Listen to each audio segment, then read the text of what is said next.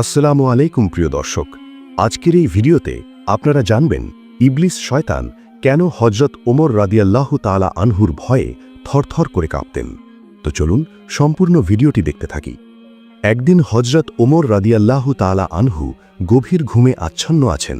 এমন সময় হঠাৎ এক বৃদ্ধ লোক এসে ডাক দিয়ে বললেন, হে ওমর, তাড়াতাড়ি ঘুম থেকে ওঠো, ফজরের নামাজের সময় পার হয়ে যাচ্ছে। হযরত ওমর রাদিয়াল্লাহু তাআলা আনহু জানতে চাইলেন, তুমি কে? বেশ ভরে শয়তান উত্তর দিল, আমি শয়তান। হযরত ওমর রাদিয়াল্লাহু তাআলা আনহু বললেন, আচ্ছা, তোমার কাজ তো মানুষকে ধোঁকা দিয়ে নামাজ কাজা করানো, আর তুমি কিনা আমাকে নামাজের জন্য ডাকছ, ঘটনা কি? শয়তান উত্তর দেয়, ওমর, অনেক দিন চেষ্টা করে গতকাল তোমাকে ফজরের নামাজ কাজা করাতে সক্ষম হই, কিন্তু তুমি ঘুম থেকে উঠে নামাজ পড়ে কান্নাকাটি করে আল্লাহর কাছে ক্ষমা চেয়েছ। আল্লাহ তোমার নামাজ কবুল করে তোমাকে আরও 10 গুণ সওয়াব দিয়েছেন, কিন্তু আমি চাই না তুমি আগের চেয়ে 10 গুণ বেশি সওয়াব পাও, তাই এই জন্যই তোমাকে ফজরের নামাজের জন্য ডেকেছি। একদা রোমের বাদশাহ হিরাক্লিয়াস তার সভায় বসেছিলেন। হঠাৎ তার মনে একটি প্রশ্ন জাগল। তিনি প্রজাদেরকে জিজ্ঞাসা করলেন, হে আমার প্রজাগণ, তোমরা কি আমাকে একটি সংবাদ দিতে পারবে? প্রজারা বলল, জি মহারাজ, বলুন। বাদশাহ বললেন, মুসলমানের সাম্রাজ্য এত দ্রুত বিস্তৃত হচ্ছে, তাদের নেতা নিশ্চয়ই কোনো সাধারণ ব্যক্তি নন। তোমরা কি বলতে পারবে তাদের নেতা কেমন, তাদের সাফল্যের রহস্য কি? কিন্তু কেউই উত্তর দিতে পারল না। তখন বাদশাহ এক দূতকে ডাকলেন এবং বললেন, তুমি এখন মদিনায় যাও এবং মুসলমানদের নেতার আচার আচরণ, জীবনযাপন ও শাসন ব্যবস্থা সব বিস্তারিত জেনে আসো। আদেশ পেয়ে দূত দ্রুতগামী ঘোড়ায় চড়ে মদিনার উদ্দেশ্যে রওনা দিল।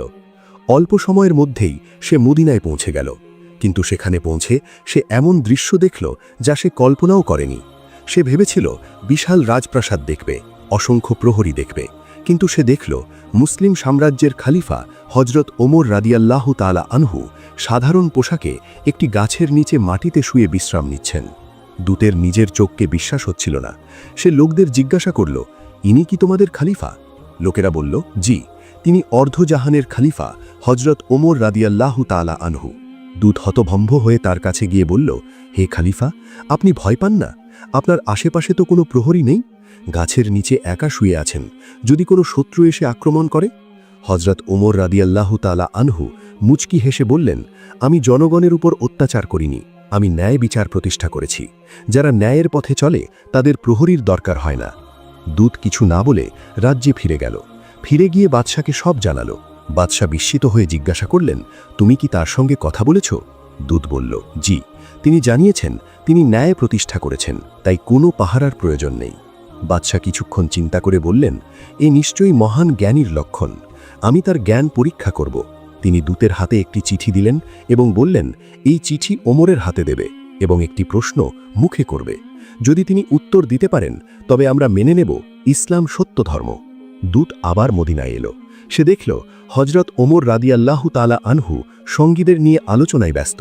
হযরত ওমর রাদিয়াল্লাহু তাআলা আনহু দূতকে ডেকে বললেন, হে দূত, এবার কি জন্য এসেছ? দূত সালাম জানিয়ে বলল, হে অর্ধজাহানের বাদশাহ হিরাক্লিয়াস কয়েকটি প্রশ্ন পাঠিয়েছেন এবং একটি প্রশ্ন মুখে করতে বলেছেন। আপনি উত্তর দিতে পারলে তিনি ইসলাম গ্রহণ করবেন। দূত প্রশ্নগুলো বলতে শুরু করল, পৃথিবীর কোন স্থানে সূর্যের আলো মাত্র একবারই পড়েছে? কোন গাছ পানি ছাড়াই জন্মেছিল? কোন বস্তুর মুখ আছে কিন্তু দেহ নেই? কোন গাছের ছায়া 100 বছরেও শেষ হয় না? যার হাত পা নেই কিন্তু সর্বদা চলমান? জান্নাতে মানুষ খাবে কিন্তু প্রস্রাব পায়খানা হবে না, এর পৃথিবীর উদাহরণ কি? আর জান্নাতের তালা ও চাবি কেমন? তারপর দূত বলল, বাদশার মুখের প্রশ্নটি হল, আল্লাহ তো সব কিছুই দেখেন, এমন কি আছে যা তিনি দেখেন না?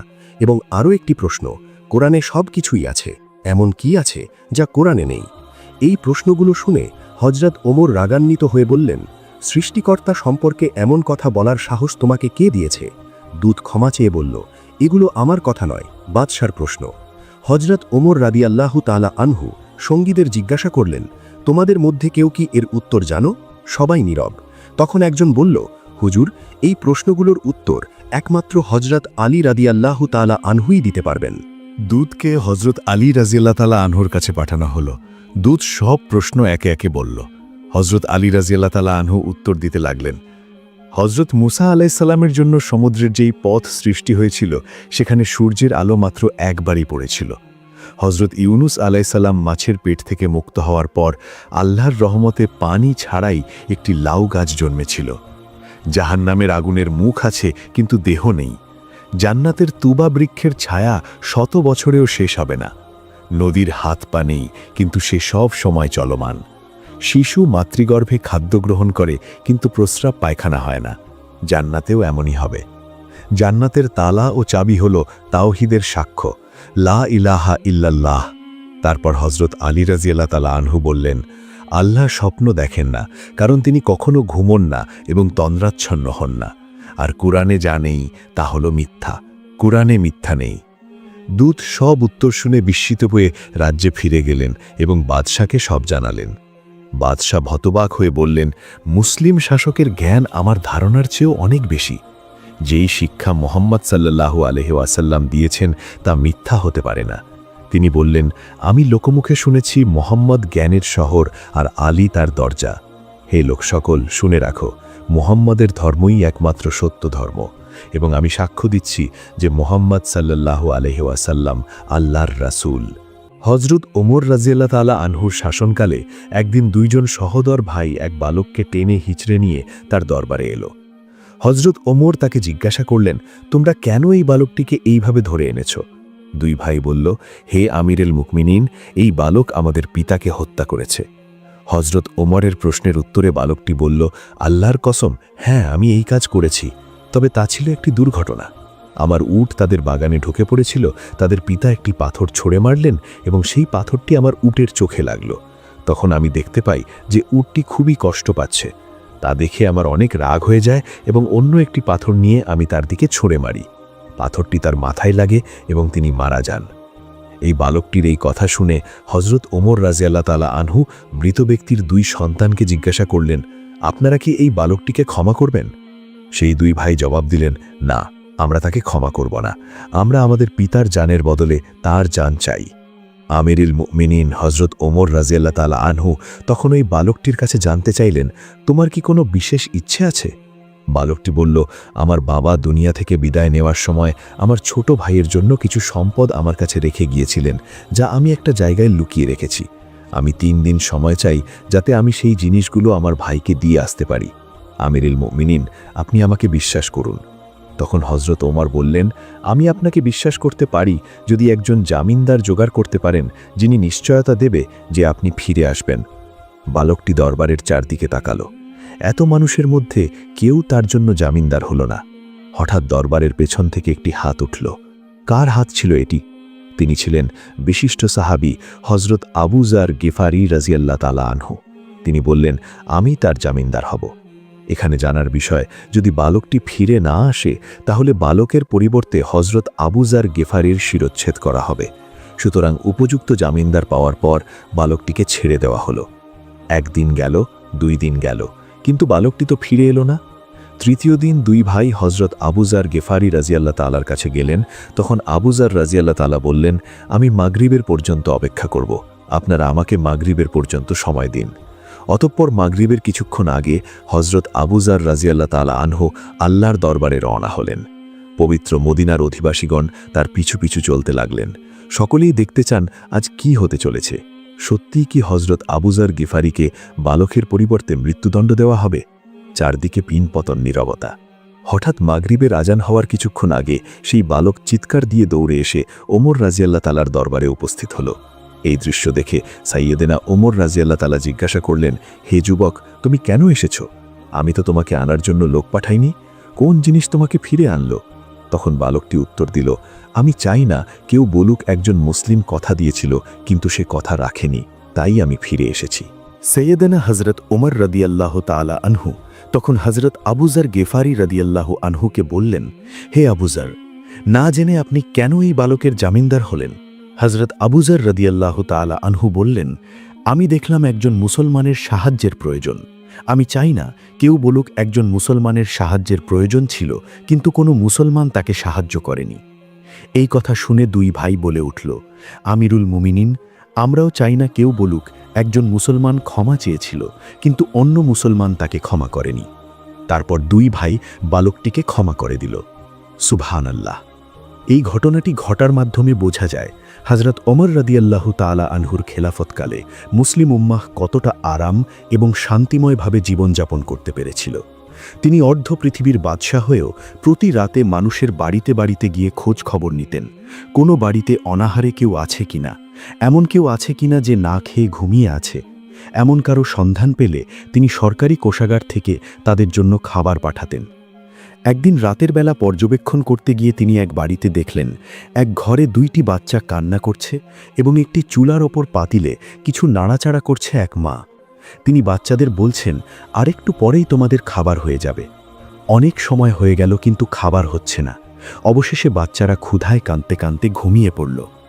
এই দৃশ্য দেখে হযরত ওমর রাদিয়াল্লাহু তাআলা আনহু পরিচয় গোপন রেখে সালাম দিয়ে ঘরে প্রবেশ করলেন এবং বললেন, আপনি কি রান্না করছেন আর আপনার ছেলেদের কিছুই খেতে দিলেন না কেন? মহিলা বললেন, আজ আমার ঘরে খাবার ছিল না, বাচ্চারা কান্না করছিল, বারবার খাবার চাইছিল।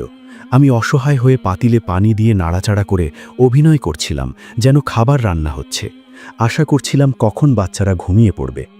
এই কথা শুনে হযরত ওমর রাদিয়াল্লাহু তাআলা আনহু সেখান থেকে তাৎক্ষণিক বের হয়ে সরকারি কোষাগার থেকে আটা দিয়ে একটি বস্তা এক সৈনিকের মাধ্যমে তার বাড়িতে পাঠালেন। মহিলা রাত্রিবেলায় সেই আটা দিয়ে রুটি বানিয়ে ছেলেদের জাগিয়ে খাওয়ালেন এবং আল্লাহর দরবারে শুকরিয়া আদায় করলেন। তিনি আমিরুল মুমিনিন হযরত ওমর রাদিয়াল্লাহু তাআলা আনহুর জন্য দোয়া করলেন। একদা হযরত ওমর রাদিয়াল্লাহু তাআলা আনহু হাঁটতে হাঁটতে কোথাও যাচ্ছিলেন। কিছু দূর গিয়ে দেখলেন এক বৃদ্ধা কিছু বিড়বিড় করছেন। হযরত ওমর রাদিয়াল্লাহু তাআলা আনহু তার কাছে গিয়ে খোঁজ খবর নিলেন এবং জিজ্ঞাসা করলেন, আচ্ছা বলুন মা, খলিফা ওমর সম্পর্কে আপনার ধারণা কি? বৃদ্ধা হযরত ওমরকে আগে কখনোই দেখেনি, তাই তাকে চিনতে পারেনি। সে হযরত ওমরের কথা শুনে কিছুটা বিরক্ত হল এবং বলল, ওমর দিয়ে আমি কি করব? আমার কি এমন ঠেকা পড়েছে যে ওমরের খবর আমাকে নিতে হবে? আমি তাকে চিনতে পারছি না। বুড়ির মুখে রাগের ছাপ দেখা গেল। হযরত ওমর রাদিয়াল্লাহু তাআলা আনহু আবারও তাকে জিজ্ঞাসা করলেন, আচ্ছা বলুন মা, ওমরের উপর তোমার এত রাগ কেন? বুড়ি চেঁচিয়ে চেঁচিয়ে জবাব দিল, রাগ হবে না কেন? এই যে সে খলিফা হয়েছে, সে কি আমাকে কোনো টাকা দিয়েছে নাকি কখনো আমার খোঁজ খবর নিয়েছে? হযরত ওমর রাদিয়াল্লাহু তাআলা আনহু বললেন, এই কথা শুনে আমি কিছুটা চিন্তিত হলাম। ঠিকই তো, আমি তার তেমন কোনো খোঁজ খবর নিতে পারিনি। তিনি কিছুটা নরম হয়ে আবারও বললেন, আচ্ছা বলুন মা, আপনি কি অবস্থায় আছেন? বুড়ি উত্তর দিল, কিভাবে জানাবো? তুমি যদি ওমরকে গিয়ে সব বলে দাও। হযরত ওমর রাদিয়াল্লাহু তাআলা আনহু শান্তভাবে বললেন, আচ্ছা, ওমর খলিফা হওয়ার পর তুমি কষ্ট পেয়েছ, সেই কষ্টের বিনিময়ে তুমি কত টাকা চাও যাতে তুমি ওমরকে মাফ করে দেবে? হযরত ওমর রাদিয়াল্লাহু তাআলা আনহুর এইসব কথা চলছে এমন সময় হযরত আলী রাদিয়াল্লাহু তাআলা আনহু ও আব্দুল্লাহ ইবনে মাসুদ রাদিয়াল্লাহু তাআলা আনহু সেখানে হাজির হলেন। তারা হয়তো কোথাও যাচ্ছিলেন। তারা এসে সালাম দিলেন, আসসালামু আলাইকুম। বৃদ্ধা তাজ্জব হয়ে গেল। সে ভয়ে কাঁপতে লাগল, ভাবতে লাগল হযরত ওমরের সামনে আমি এত গালমন্দ বলেছি। তখন সে অনুতপ্ত হয়ে গেল। হযরত ওমর রাদিয়াল্লাহু তাআলা আনহু বৃদ্ধাকে সান্ত্বনা দিলেন এবং তার হাতে 5টি স্বর্ণমুদ্রা দিয়ে বললেন, বুড়িমা, তুমি এই চামড়ায় লিখে দাও যে কিয়ামতের দিনে আমার ওমরের ওপরে কোনো দাবি নেই। বৃদ্ধা তা লিখে দিলেন। হযরত আলী রাদিয়াল্লাহু তাআলা আনহু সাক্ষী হিসেবে দস্তখত করলেন। অপর একদিনের ঘটনা, হযরত ওমর রাদিয়াল্লাহু তাআলা হযরত মুহাম্মদ সাল্লাল্লাহু আলাইহি ওয়াসাল্লামকে অনুসরণ করে তালি লাগানো জামা পরতেন। যখন তিনি মুসলমানদের প্রাণকেন্দ্র বাইতুল মুকাদ্দাস জয় করার জন্য বের হন, তখন তার পরিহিত জামায় 17টি তালি লাগানো ছিল। যখন তিনি তালিযুক্ত জামা পরিহিত অবস্থায় জেরুজালেমের উদ্দেশ্যে রওনা হলেন, তখন সাহাবাদের মধ্যে থেকে কেউ হযরত আলী রাদিয়াল্লাহু তাআলার কাছে বললেন, ইয়া আলী, হযরত ওমর রাদিয়াল্লাহু তাআলা অত্যন্ত সাধারণ পোশাকে আছেন। আজকের দিনে তিনি তার তালিযুক্ত কাপড় খুলে ভালো কাপড় পরিধান করুন, কারণ তিনি ইহুদি ও খ্রিস্টানদের দেশে যাচ্ছেন। তারা হয়তো খলিফাকে দেখে বিরূপ মন্তব্য করতে পারে। তারা তিরস্কার করে বলতে পারে যে মুসলমানগণ খলিফার জন্য একজোড়া ভালো কাপড়ের ব্যবস্থা করতে পারেনি।